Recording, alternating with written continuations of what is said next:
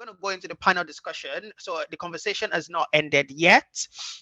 We have got a lineup of experts who are lined up to talk to us about mentorship, to sort of go a bit a bit deeper into the topic of mentorship.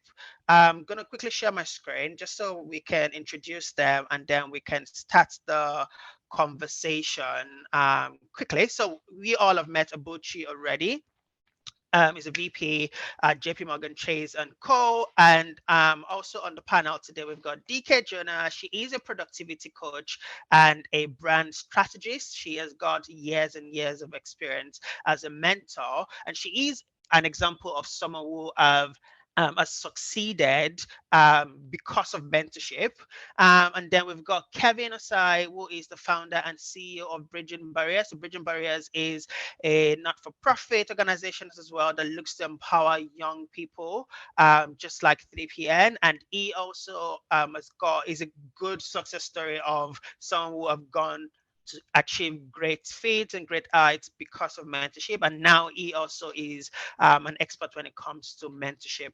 Can I just quickly say that as Abuchi was speaking earlier on, there were some questions. I can see some questions already going into Slido. And I know as the panelists start to talk as well, you might have some questions. So there might be something you need clarity on. Please feel free to go to slido.com. The code is hashtag 1617013 and start to pop in your questions. We're going to have a Q&A session after the panel discussion, and we're going to respond to your questions. So please don't feel like you need to wait till the end of the panel discussion to start popping in your questions.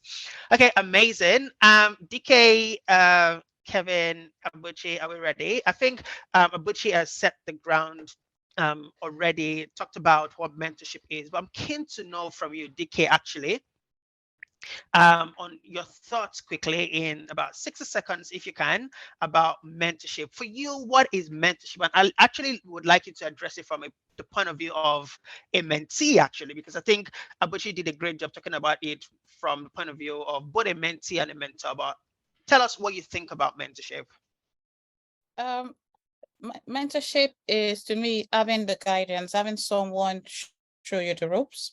It's also having someone that you can trust. So for me, it's about being vulnerable, having someone you can be vulnerable with in order for you to grow. So it's you taking ownership of your personal growth, but being dependent on someone else. So although you are taking ownership, you are also receiving instructions, guidance, and support. So the mentor doesn't do the work, just like an accountability coach. You have work to do. So that's where I'll stop for now, I think. You know what? Amazing. You're really eating some of the myths we're going to come into, because I really like the fact that you say you've got to have a clear objective of what you want to achieve. It's not the mentor that's going to do that for you. You know, but that is great. I know we're going to talk about that myth in a bit, because some people believe that the mentor's got to do all of the work and you just need to turn up. But I'm going to pause on there. Kevin, it would be good to hear from you in 60 seconds. What do you think about mentorship? What does it mean to you? Yeah, no, I think DK really hit the nail on the head there. I think so. In a nutshell, right, mentoring is essentially the influence, guidance, and direction given by a mentor. So there are different types of mentoring, but generally a mentor is someone who teaches or gives help and advice to someone who's less experienced and often a younger person. So if that's in an organizational setting, for example, a mentor will influence the personal and the professional growth of a mentee.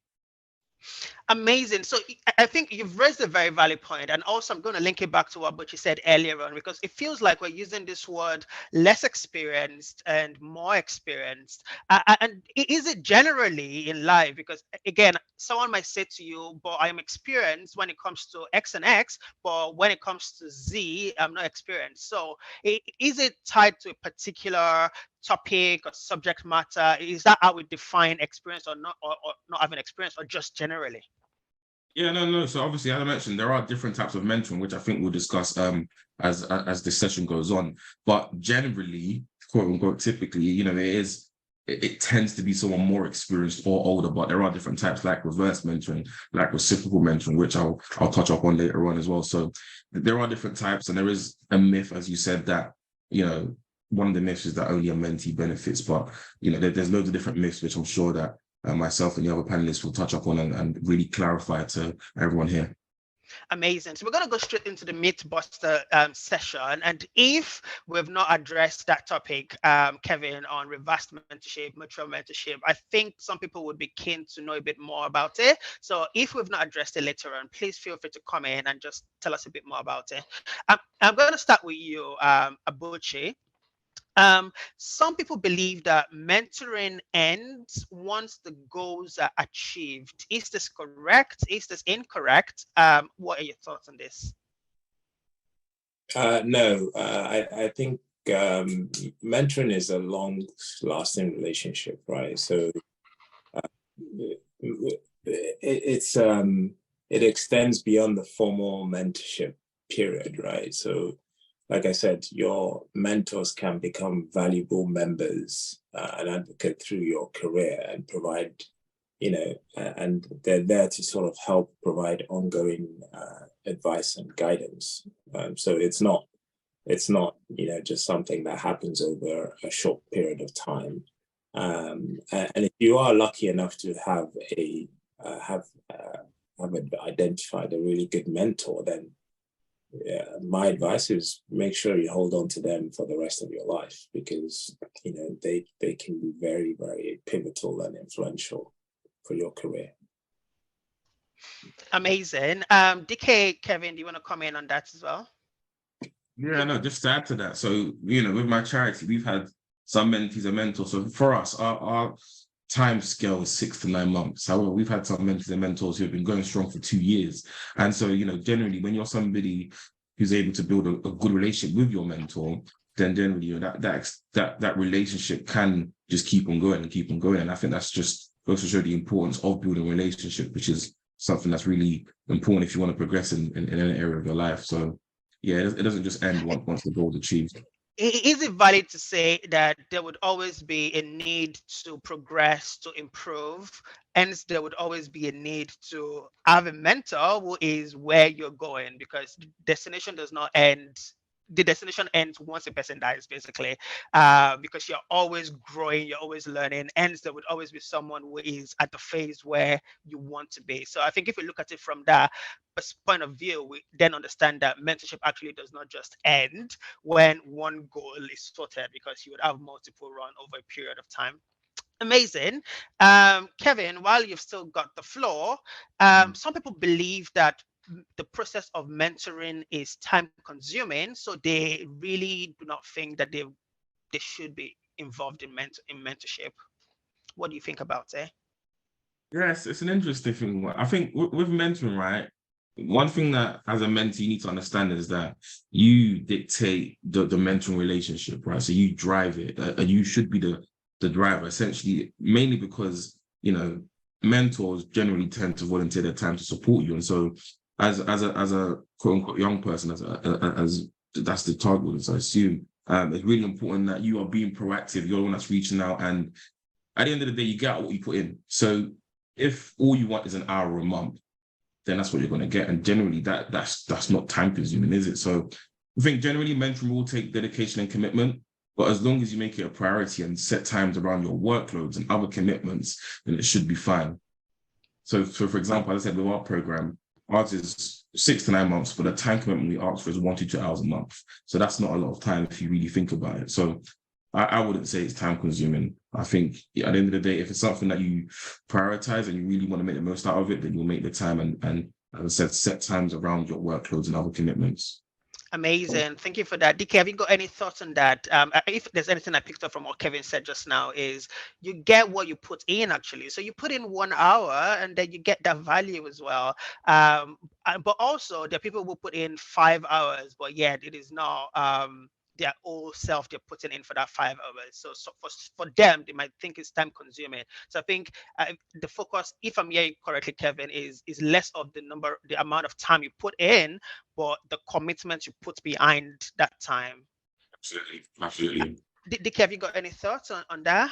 I would say that your mentorship relationship is not just about the meeting. There are certain things you have to do before you go for that meeting.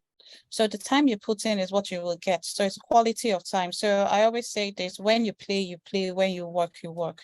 So it's about having what I call your own personal productivity system that works for you, not just setting goals, because setting goals alone will not do anything for you. But you have to make a commitment and keep that commitment to your commitment. So yes, your mentor can hold you accountable and ask you, did you do this? But to take advantage of the relationship you have, you don't want your mentor to spend time finding out what you did or what you didn't do. You want to go prepared for your meeting. So the time you spend with them, even if they're giving you 1 hour, I always say it's not just about time management, it's about respecting your time and respecting the time of your mentor.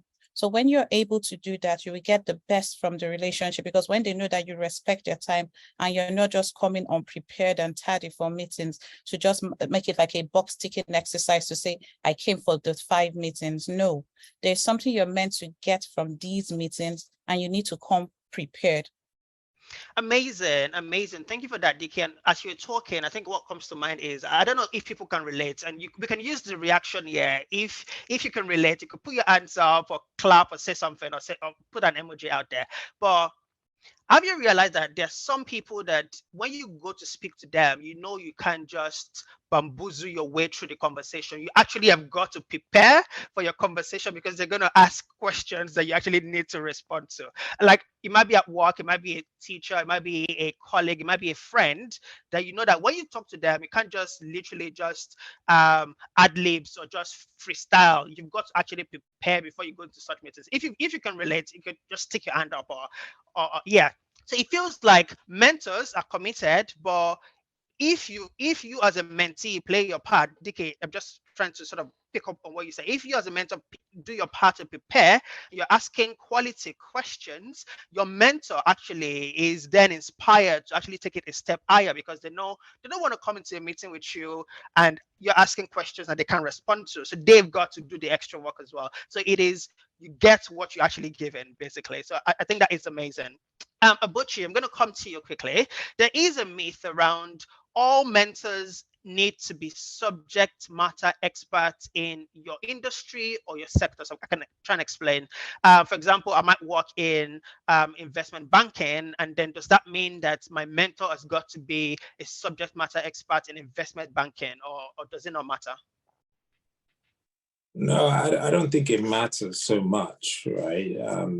Your mentor, I have mentors who work in different parts of the finance industry, right? So they don't necessarily work in, they're not traders, they don't work in trading, but I still go to them for advice. So you don't have to be a subject matter expert in the particular field to be able to have a fruitful relationship. And just always remember, your mentor is somebody that is there to sort of guide you, give you good advice, give you try and boost your confidence in certain scenarios, and somebody you can go to talk about stuff. And like DK said, you can be vulnerable with your mentor and just literally just go out there, just blurb everything out, say that this is how I'm feeling, this is what I'm going through, and you can be really honest with them. And it's important that you are honest with your mentors, because that's how you're going to get the best advice, right? If you're not telling me what exactly is happening within your work life or personal life, then I'm not going to be able to give you the best advice, or the advice I might give you might not be working because I don't have a full picture. Amazing. So we've got to be vulnerable with our mentors. And again, linking it back to the original question of it doesn't necessarily have to be a subject matter in your particular sector. They just need to be more experienced in the area where you're struggling to be able to give you the counsel advice or the push you need. Well, not necessarily experienced in the area you're in. Remember, your mentor is there to give you advice and guide you. They don't even have to work in your sector. I mean, your mentor could be a lawyer and you work in finance, but it's somebody that you can go to and say, look, and it's also very important to have people with different perspectives, right? So, because if you keep fishing from the same, pond, you're going to get the same fish, right? If you keep hiring from Oxbridge universities, you're always going to get the same type of people. You need diversity of thought and diversity of everything. So you want to kind of open up your network and try and get as many people. And again, it's important to try and identify people who can help you.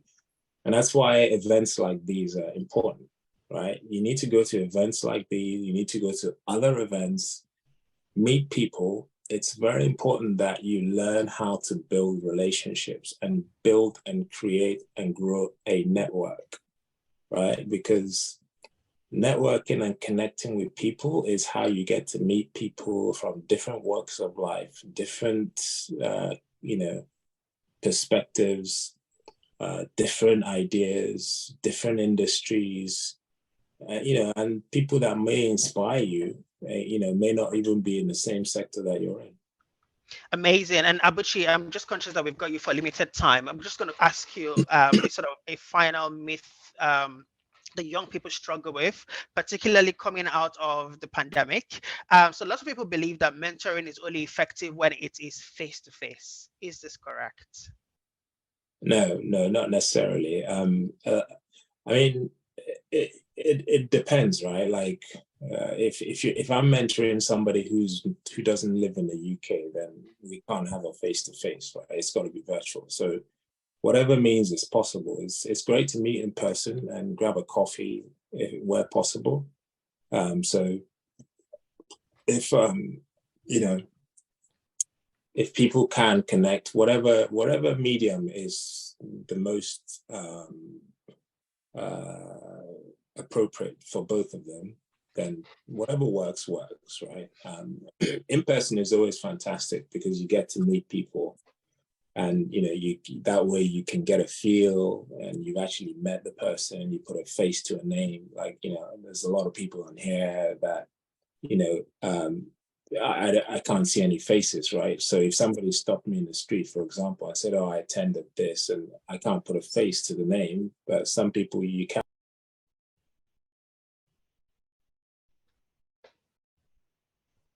I think you've gone on mute, Abuchi. Sorry. Not a problem. So I think I was just going to quickly raise just the operative word in terms of being effective. So we're saying that if you can do it in person, that is fine. But I think lots of people believe that when it is virtual, for example, it would not be as effective as in person. Is that correct? Is that wrong? No, not necessarily. I don't think so. I think, again, it depends. Once I think DK touched upon it, you need to have a clear goal about what it is you're hoping to achieve, right? So as somebody who's looking for a mentor, you've identified somebody who you think you may want to get advice from, it's good to be clear about, the ask. What is the ask? What is the what? Or, so I look for like the what, right? And the why, and then the how, right? So the what is it you're looking to do, right? Why are you looking for the mentorship, right? Is it because you want to get into banking, or what exactly is the, and then you look at the objectives, right? Like how or why are you looking to do that? Is it because you've done something, or, somebody says, yeah, it's a really great sector to get into. And then you and your mentor, between the both of you, can then put a plan together to figure out how you do it, right? So how are we going to do it? How are we going to achieve this objective of yours? Amazing. And I think you've sort of you sort of touched on the point we're going to do later on, because we're going to have a breakout session where we're actually going to have like an action plan where we're going to address the what, the how, etc. So I'm just conscious that Abuchi, we've got you for a limited time. So thank you very much for your time so far. I'm just going to go on to the other panelists. DK, I think this is one that actually I've heard lots of people talk about. And it is the fact that mentoring leads to instant results. Is this correct? It doesn't. It doesn't lead to instant result. But thank you so much, Abuchi, for that amazing contribution. I think with mentorship relationships, it doesn't need to be instant results. You have to do the work. So if you know where you're going, you will know when you've gotten there. But sometimes you might need guidance. Sometimes some people want mentors that are popular, people that everybody knows on social media. So they just want to have this mentor because of who they are, not because of what they can add, what value they can add to them. They just want to be connected with this person. But I always say networking is important, but there's work to be done. So you want to ensure that you know what you're doing. At least you know where you want to go. You have a picture. So when I started my mentorship relationship with my current mentor, I was full of ideas. I'm a multi-potentialite, so I have like a zillion and one ideas that I want to work on at the same time. And it's like, yeah, you know, you have 24 hours. And I'm like, yeah, but don't worry, before next week, I've done all these things. And he's like, this girl, what are you thinking? But I needed someone to kind of bring me back to reality. So when I have taken on too many responsibilities, it reminds me, it's like 24 hours a day. I was like 168 hours a week would be my response. But because I could talk to him and banter with him, it was always wonderful. We've never met, it's virtual. Now, I have to do the work. So when I overload my to-do list, for example, I can't do anything. So I get overwhelmed. When you have a mentorship relationship, you don't expect to get instant results. There are going to be times that you succeed in certain tasks. There are going to be sometimes that those tasks don't succeed.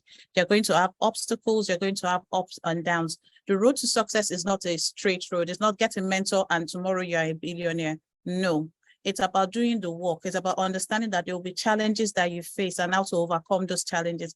And some of the challenges that your mentor has faced is it kind of prevents you from facing them by helping you collapse time. So yes, you get results by collapsing time. What I mean by collapsing time, it's not going to take you as long as it took your mentor. If you listen and you are vulnerable, it's not going to take you as long as it took your mentor to get things done. For example, when my mentor says do some things and I know I'm not going to do it, it's like, from your voice, I can tell that you're not even interested in this aspect and you're not going to do anything. And I'll be like, I want to make an attempt, but I'm not going to be 100% sure that I will give every single thing. Now, this is where honesty comes in. You have to be honest with yourself. Did you do what you were supposed to do? Some people blame their mentors when things don't go well. Oh, I got this mentor and all of this, I wasn't successful. I worked with this person for 9 months and I wasn't successful. And when you realize that you didn't do the part, you did not play your part at all. You were just depending on luck and things were going your way. Sometimes they were not going your way. Sometimes you were not doing your weekly reflections that you're supposed to do, or your daily reflections to see what you did, what mistakes you made, and what lessons you learned along the way. The journey may not be as smooth as you want it to be, but you can have a growth mindset where you are learning from every opportunity or every mistake or every connection. You were supposed to send an email to someone, you didn't send the email on time, you lost the job, you don't have your rate card, your mentor has been telling you prepare your rate card in advance, and someone says, oh, what do you do? Can I have this? You've lost an opportunity. So you've learned from those mistakes. There will be times for you to learn and grow. But the most important thing you should know is mentorship makes you collapse time, but it doesn't collapse the work that you have to do. It doesn't eliminate the work. It's not instant gratification. I guess it's because everybody is used to the part of what we see on social media. We see people saying, I make 6 figures, people selling lies to us. So we believe that that's how our life will be. If you buy this course, your life is complete. You don't need to do any other thing again. Just do these 3 things and you're making this. No. Even if you have a fantastic morning routine and a nighttime routine and do certain things, there will be obstacles. So it's not instantly. It takes time. Amazing. Thank you very much for that, DK. That was really comprehensive. Like, if I could take anything out from that is it collapsed time for you. So mentorship would collapse time for you so that you don't spend as long as your mentor is spent on the same subject matter or the same challenge. However, it is not a magic wand. It is not you click your hand and then magically you're earning 6 figure, you are in that sort of dream job, etc. So that is really useful to know. Kevin, I'm going to come to you on this next one about mentoring being only beneficial to a mentee. Is that correct? Can a mentor also benefit from a mentorship relationship, or is it just the mentee that receives and receives and receives? Yeah, no, great question. But before I even answer that, I want to just add to what DK said, because there's some very, really, really important points. So one of them being how, how the days we're living in and how social media is something that it really builds unrealistic goals for people. People have unrealistic thoughts around how success looks like, when in reality, that's not the case. So one thing I always tell people is that context is so important. So one thing that Dika also said was around how, mentoring can collapse time. And I've got a mentor who does similar work to myself, and he's forever running his journey. So I've run on my charity for 3 years. He's been running his for about 12 years. And he was telling me how, with his charity, he didn't secure funding for half the time that they've been running. So for about 6 years, which was really, for me, really, really insightful and gave me that hope that I needed, because with my charity, we were at the stage where we didn't secure funding for nearly 3 years. And so it's like, okay, when I realized that actually this is normal, and it was something that gave me the context behind success isn't how it seems, because now it took him 5-6 years to get funding, but now he's got about 50 partners. And so, getting the context behind things and not just realizing that it's not as easy as it seems on face value is something that's really, really important. And again, just how learning from people's mistakes will save you years, which is really important around collapsing time. Humility is important, humble yourself, self-awareness as well. A lot of people lack self-awareness. That's so important. And also just putting your ego aside and recognizing that, there's a lot of work to do. You don't know everything. And I think that humility will really drive you. But anyway, let me answer the question you asked me. So mentoring being only beneficial to the mentee, that isn't the case. And as I mentioned, there are different types of mentoring. So one of them is reverse mentoring, which some of you might have heard of. And that's essentially where, the opposite of the traditional mentoring that we mentioned. So where a senior person would learn from a younger person. And there's also reciprocal mentoring as well, which is a bit more intentional in a sense where both parties learn from the mentoring program or live the mentoring relationship. So, for example, if you have a 6-month mentoring program or relationship, then in 3 months, there'll be intentional sessions where, in one session, you as a junior person or junior mentee will lead the session and then teach your mentor on particular topics, whether that's, social media and stuff like that. And vice versa. And the next session, your mentor will lead the session. So one of you will sort of be the one listening, and one of you will be the one driving the relationship. So touching on that, mentoring, it goes both ways. Mentors, they build their skills, they build leadership skills, they build empathy skills, which I read recently how empathy is one of the most important leadership skills. They build active listening skills. You can get feedback from your mentee, which helps you to, see how you can improve as a person. And also you learn more about the next generation of young people coming up. So yeah, it's not only beneficial to the mentee, mentors also do benefit from the mentoring program. Amazing. Thank you for that. DK, I know there was one about the bulk of the work has got to be done by the mentor, and as a mentee, I just need to show up. I know you have done justice already to that question, so I'm not going to ask that question. I'm going to ask you to actually reflect on, because we're going to go on to the session where we need to think about the tools and the techniques. So as a mentee, what are the things I need to do to plan, to have a clear objective, to understand where I am, I'll understand my goals. So what are the tools and techniques I need to actually get the best out of my mentor? So let's reflect on that while I ask Kevin his last question, which is going to be, Kevin, is it true that mentorship is only for people who are not successful? No. That's a big myth. Some of the most successful people in the world actually do have mentors. And again, it goes back to the point I added onto DK's point around humility and self-awareness. And when you recognize that, because nobody's perfect, right? So we all have flaws, and so there's always room for improvement. So if you realize that, and you know that there's always somebody that's going to be more knowledgeable on a particular area, then because you have that humility and that self-awareness, and you want to learn and continue to grow, then mentoring, of course, it isn't just for those who, quote unquote, aren't successful, because, as a quote unquote successful person, there's always still room to grow, room to improve.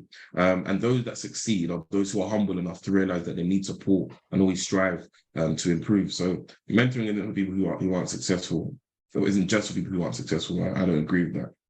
Amazing, thank you. So if there's anything I want to get out of that is there is actually no shame in finding a mentor. Like the fact that you're looking for a mentor does not mean you are not successful or you are lacking or something.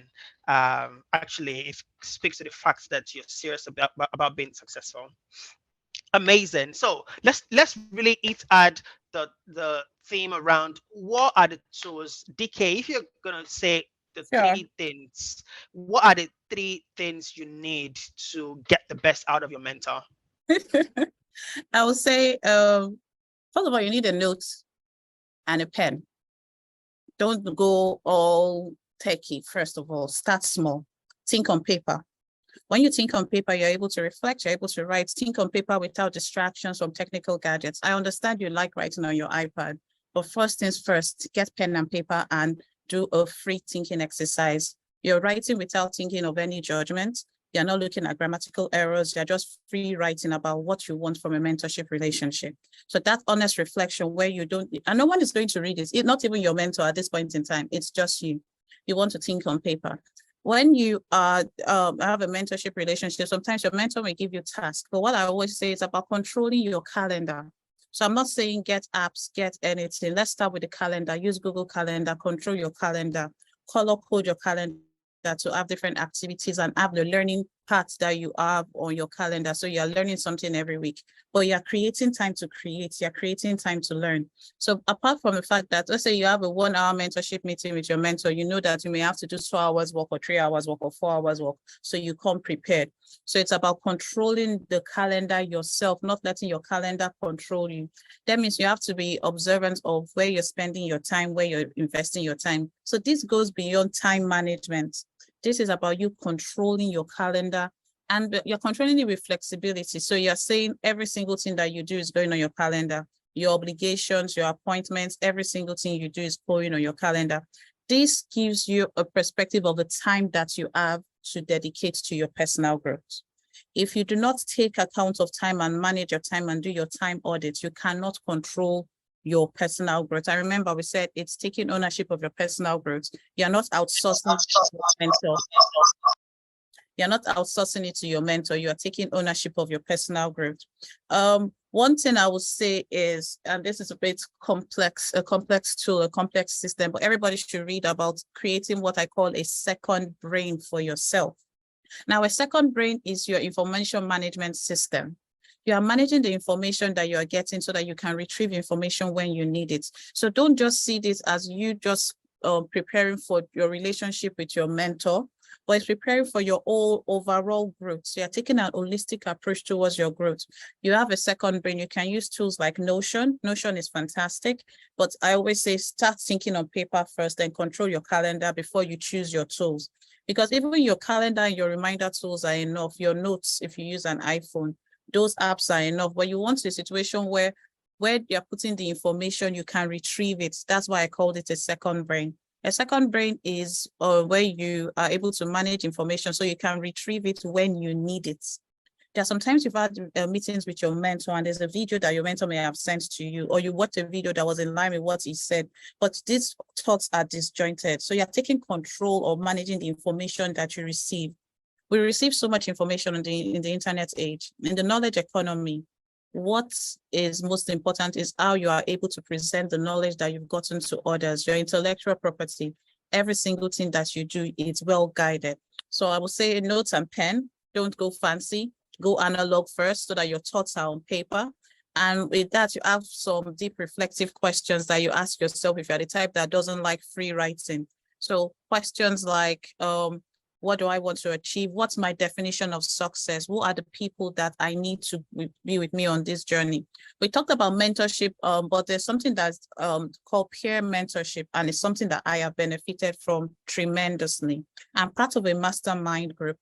And my mastermind group is fantastic because we are all doing different things in the creative industry. But we meet every Wednesday and we have honest meetings and somebody will get on the hot seat. So you may not have the opportunity to do that with your mentor, but there are people that are your peers that you can do certain things with. And when it's your time on the hot seat, you're going to answer questions. So you have to be prepared to answer these questions. What did you do? What do you need help with? What were you supposed to do that you did not do? Why didn't you do it? So you're also being held accountable. So that's where accountability comes in. It's not a physical tool or anything, but it's a tool that you need to have in your creative arsenal. So I call it having your creative arsenal. Your creative arsenal is filled with your second brain, your notes and pen. So you're journaling, you're writing, you're thinking about areas you want to grow, you have that. And then people that you want to mentor you and areas you want to grow. So for example, my mentor is not a productivity coach, but he is a coach. But he may have a wealth of network that I can connect with. So when you're looking at mentorship, sometimes don't just streamline it to exactly what you think you need now, because you're going to evolve. The person you are today may not be the person you become in December 2023. Your ideas will have evolved. The certain things you're doing, you have evolved. For example, I was supposed to do a PhD in international security and diplomacy. Then I did HR. Now, if I had just looked for somebody in the academic route, I won't have been able to move over to the field that I am in currently. But because I looked at, okay, my needs, my personality, I'm an introvert that needs to learn how to speak more. I'm an introvert that keeps to myself most times. I do not like mixing with people. As in, to get me out of my house, it's a miracle. I know that. So I had to look for people that were going to help me improve myself and that were invested in their own personal growth. So now that I've looked at someone invested in their own personal growth, not just mine, because my mentor is also evolving and changing, but we can walk in different directions, but with our own goals in that. We have something in common that we both want to improve ourselves. We want to be the best versions of ourselves. And we are looking for ways to measure our growth with our calendar, our second brain, and our notes and paper.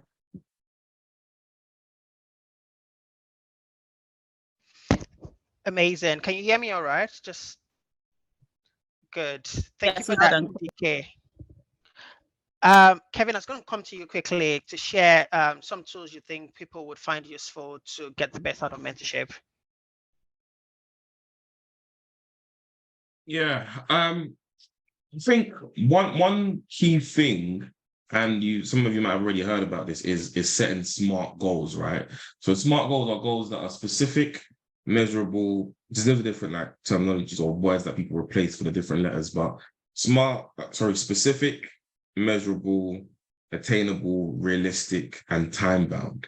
So again, that links to one of the questions, one of the myths about instant results. Like the reason why mentoring doesn't give instant results because generally, if you want a mentor, it's for you to be able to get to a certain place, whether that's in a career, and that takes time, right? It's not as easy. Things that results don't happen overnight, it happens over time.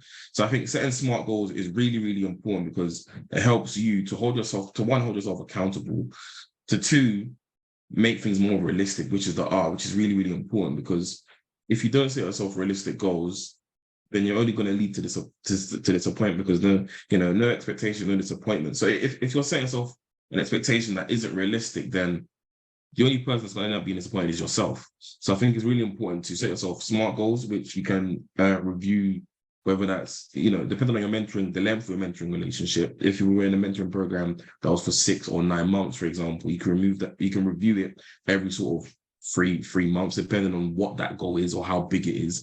If it's something that maybe isn't that big, then maybe every month you can have sessions with your mentor, or at least touch upon it during the session, like, okay, how you get along with this. For example, if that's to secure a graduate job, right, and you've set your goal to maybe apply for 5 jobs a week, right? So in your next session, if it's monthly, okay, so have you applied for 20 jobs this month? If not, then what's going wrong? Okay, maybe life was too busy or you got distracted or whatever it might have been. Then you and your mentor can now work towards how in the following month you can make sure that you hit that target. So I think, yeah, one thing I definitely say is having clear, smart goals, specific, measurable, attainable, realistic, and time bound. And also you can sort of go on Google and read a bit more about that and see how you can implement that when it comes to having a mentoring relationship, because that will really help you going forward to achieve your goals. Amazing. Thank you for that, Kevin. And I think part of the things we're going to do when we get to the workshopy bit is actually set those SMART goals. So in a short while, we're going to go into like smaller groups where we can talk about what our goals are, be a bit smart about it, so specific, measurable, attainable, and then make sure that we put a bit of timeline on the goal. So we're actually going to practice that for the next session. So thank you very much, Kevin. I've got some questions actually already coming up. Some of them we've provided answers to already, so I might not just respond to, I might not just read out everything, but I think the first one, I think we've got multiple people ask this question about, do I need multiple mentors for one career goal, or should I stick to having one mentor for one career goal and then another mentor for another career goal, or can I have like 3, 4, 5 people mentor me on just a specific career goal? Kevin, do you want to give you a stab, and Dick, I'm going to come to you. Yeah, I'd say, I mean, look, there's a saying of having too many voices. I can't remember the saying, but there's sayings around basically having too many people telling you one thing can really confuse you sometimes. It can lead to you not being as clear because there's just so many different voices, even though all of them may be something that's really, maybe saying something that's really helpful, because there's just so many different voices, things can really get kind of blurred for you. So number one, I'd say, although it's great to get advice from other people, sometimes it can be a bit too much. And for me personally, I'd say, because number one, another thing is that it depends on how much you can handle and your capacity, right? If you're sure that you have the capacity to have mentoring from 3 or 4 people, then by all means, but at the same time, you want to make sure you make the most of each relationship. You don't want to now, you know, for example, with one mentor, you can give 100% to that, right? But if you now have 4 or 5, and you know, you might not be giving as much percent into making sure that you make the most of those relationships. So I'd say, in my opinion, you don't need that many. Some of the or our mentoring program is all 1-to-1. We don't give mentees more than one mentor, and they still make the most of that relationship. So yeah, I don't think you need that many. Amazing. Of course, it depends, yeah. Amazing. I think too many cooks just spoiled the soup. DK, do you want to step in and just share thoughts? Okay, so it's about time. So you have 165 hours in a week. How much am I dedicating to these people then to take of what they've done to take action? But it's about taking action. It's not just setting goals, but it's about having a system that works for you. Maybe your personality can take more than that, but you don't want to give yourself bite more than you can chew. You want to be able to manage this relationship and manage your own personal growth, because you have other things you're doing in your life. So you can't dedicate all the time to having meetings and then being accountable for those actions. Because if they all send you in polar opposite directions, which instruction are you going to take? Who's going to have the voice of reason in your life? You want to have someone that has that voice of reason that you can go to. So yes, I will say I have my peers that I discuss certain things with when I'm working on a goal, and they're like, maybe we don't really agree with his perspective on this. We can brainstorm on it, but I'm not going to take action. I'm still going to go back to him and say, okay, this is what I felt, this is what I discussed, and this is the action I want to take. But it's about accountability. Self-accountability is important. But when you're accountable to someone, there's this trust you have with the person. You want to build that relationship, especially because your question was for one career. So you're not looking at different areas of your life. You're looking at one specific area. I would say stick to 1 or 2, stick to one preferably for that area, unless you are thinking of changing careers and you're looking to change careers and you're seeking advice from somebody. So that may not be a mentorship relationship, it may be somebody that you just have a conversation with, and it may not be long-term. That's where I will answer it. Amazing. And I think there is a question here that is really getting lots of votes, and it feels like lots of people are in this space, and I've been in this space as well myself. So someone and lots of people are asking, what do you do when your mentor is too busy? No time for meetings and no time for calls. Yeah, Kevin. Sorry, yeah, I think with that, that's why in the introductory meeting that you have with your mentor, it's very, very important that you set out boundaries and also discuss how much time you can commit to this mentoring program. Because if you don't, then it's like, yeah, especially if you're a mentor, you know that there's someone that might be very busy, you know, they've got a busy job or busy lifestyle.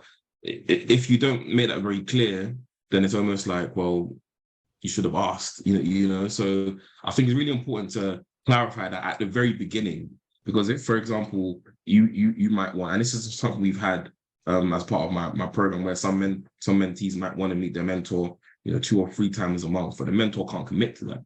So in that case, we'll assign you with someone else, or you might need to, think about, okay, maybe should I sacrifice wanting that much time just so that I can learn from that person? So I think it's really clear that it's really important that you make it very clear and you are both on the same page if you want to really make the most of the mentoring relationship or for it to be fruitful. Amazing. Thank you. I think that is spot on. Dick, I'm going to come to you for the next question. And again, this has got lots of votes as well. Someone is saying, or people are saying, how do you approach practically, how do you approach someone to be a mentor? Now, when it comes to accountability relationships and mentorship relationships, sometimes we think about what we can gain from this person only. So we go to people with give me. We just want to collect.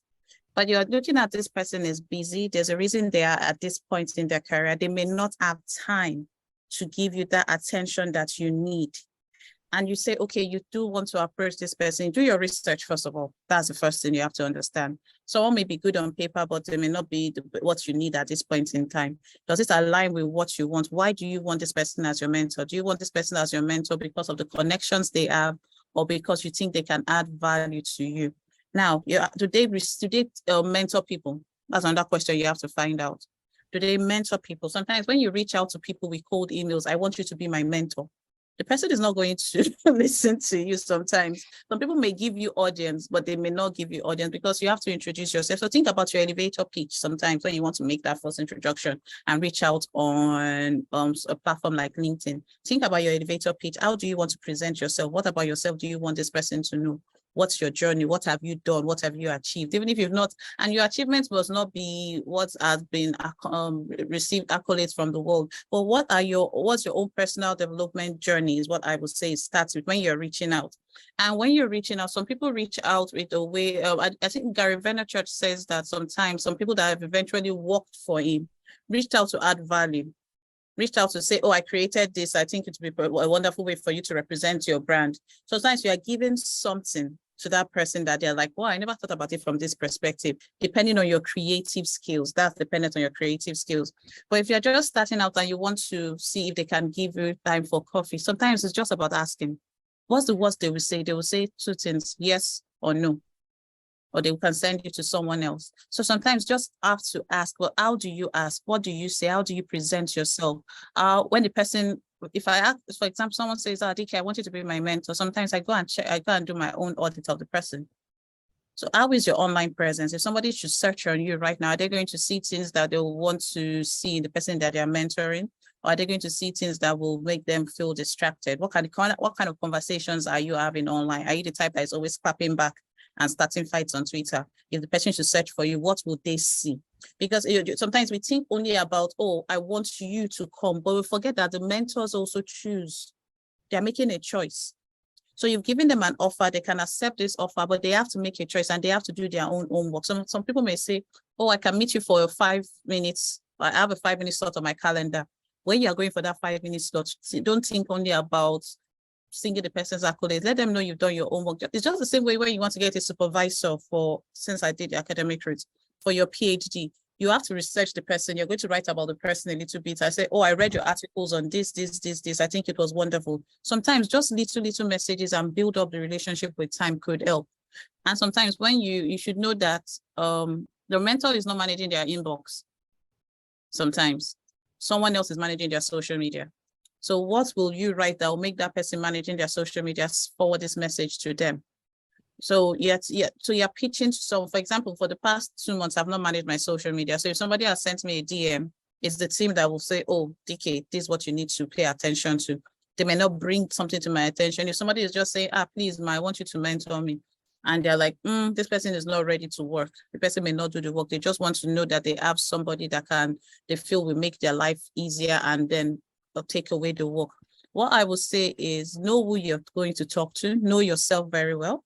Know what you want, know why you want this person to mentor. You know that if your person says, okay, I give you 2 minutes, you can say something constructive that will make them realize that they can play a role in your own future growth.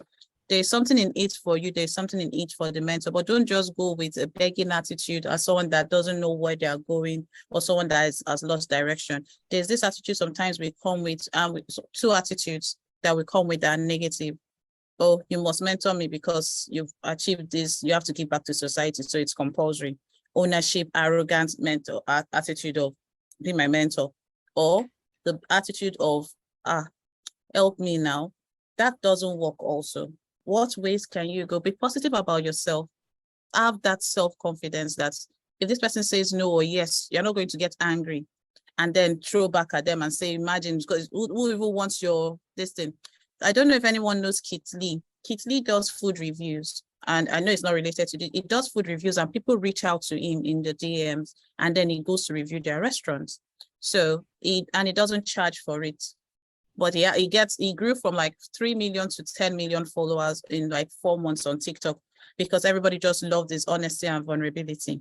Now, there are some people that go to Kit and say, review my food. But there's somebody that said, Kit, review my food. He reviewed the food and said the food wasn't that great. The person that went on a raking spree and was complaining. So now that person has ruined other people's relationships or coming to him to help. So just think about how you want to go about it and know that it's about adding value to the person and the person giving back to you. Yeah. Thank you very much, DK. That was really, really amazing. Now, I know we've got lots of questions that we have not answered yet, and just kind of just say, if you've asked a question and we've not provided an answer already, we will follow up. We're going to compile all of the questions, and in our next newsletter, we'll try and address all of the questions just so you've got answers to your question. So do not feel like because we've not read out your question, it would be unanswered. I am conscious that we have literally got just 1 minute more. We've run out of time, but this particular question is really important. So, DK, have you think about it? Kevin, I'm going to put you on the spot, so apologies in advance, but this is a very crucial question to answer. And the question is, how do you go about establishing boundaries with your mentor? And are there boundaries that are important to put in place? Think about it. DK, you're going to answer it for 30 seconds, but Kevin, give it a go. You got 30 seconds. Yeah, sure. So I think regarding boundaries, I mean, it's just really important for you to be transparent very early on, especially before the relationship has been built, because then it can be a bit awkward and stuff. So I think if you have any boundaries, for example, if it's around certain days or certain times or, certain beliefs you might have that might be controversial, whatever it might be, it's really important that, when you're having an introductory session and you're telling them, you're introducing yourself, you're touching on, being very, if you're happy to be, transparent, open, honest, vulnerable about certain stuff that you feel like if you don't mention later on during the relationship, it can, potentially. Yeah. The mentorship relationship. Absolutely. So I think it's just about being open, being honest. Okay. And also, if you're starting a mentor relationship with somebody, then of course you must see some sort of value in them, or you must feel like you can trust this person because ultimately they're helping you to build your life or your career. So you should feel like you can be open and honest with them. If not, then maybe they're not the right person for you. So that's what I'd say. That is very good to know. Good shout. DK, 30 seconds, boundaries. I think it's about communicating and it's about having mutual respect and active listening. So just tell them what you want. Tell them, be honest from the upfront. Don't say that, oh, I will say it later. Be honest. Tell them exactly what you want. And it's not just about what you say, but it's how you say it. So be respectful in communicating what you want to communicate. Think about it in advance and write it down if possible, so you're able to actually communicate exactly what you want. That's what I'll say. Thank you. Amazing. Thank you very much, DK, Kevin, and Abuche is jumped over. Thank you for an amazing we actually you tackled the topic on mentorship and the techniques and tools.